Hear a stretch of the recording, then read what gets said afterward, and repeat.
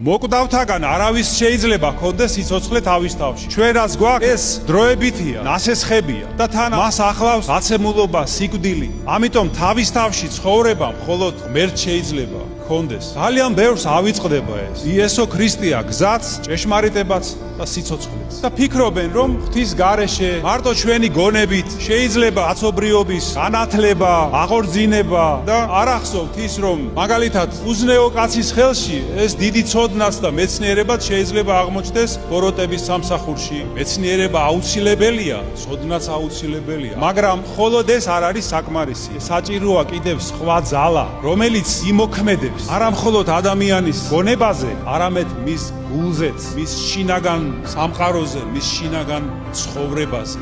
ქრისტეს რწმენა შეუძლია მასში ეს ნაპერწკალი გააღვივოს სულიერების, ზნეობრიობის და დააყენოს ადამიანი გადარჩენის გზაზე.